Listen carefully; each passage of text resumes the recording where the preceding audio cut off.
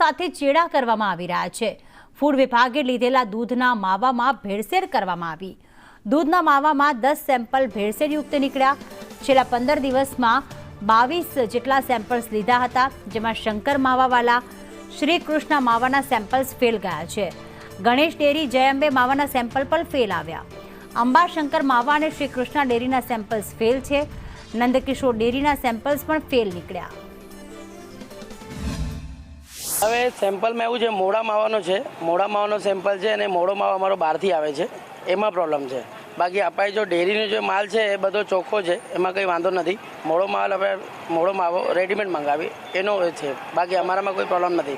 મહાનગરપાલિકાના આરોગ્ય વિભાગે અલગ અલગ મીઠાઈના સેમ્પલ લીધા હતા, ત્યારે 10 જેટલી ડેરીઓના સેમ્પલ છે તે ફેલ થયા છે અને સબ સ્ટાન્ડર્ડ આવ્યા છે। ત્યારે જે ગ્રાહકો છે તેની સાથે વાત કરીશું।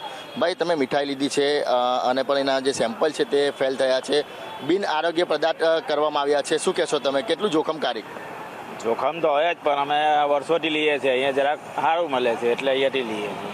પણ મહાનગરપાલિકાએ જે સેમ્પલ લીધા છે એ ફેલ થયા છે, તો શું કહેશો તમે?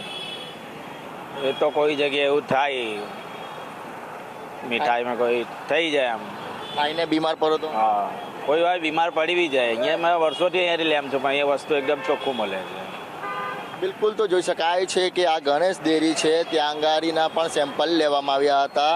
સુરત આરોગ્ય વિભાગ તરફથી અલગ અલગ સેમ્પલ લેવામાં આવ્યા હતા, ત્યારે 10 જેટલી ડેરીઓ છે, માવાની દુકાનો છે, તેના સેમ્પલ ફેલ થયા છે। ખાસ કરીને વાત કરીએ તો શંકર માવા, શ્રી કૃષ્ણ માવા, ગણેશ ડેરી, જય અંબે માવા, અંબા શંકર અને શ્રી કૃષ્ણ ડેરી, નંદકિશોર ડેરી અને અમૃત ડેરીના માવાના જે સેમ્પલો છે તે ફેલ ગયા છે। એટલે મહાનગરપાલિકા હવે આ જે ફેલ ગયેલી જે સેમ્પલો છે તેના જે કહેવાય કે કોર્ટમાં કેસ કરવાની પણ હવે તજવીજ હાથ ધરશે।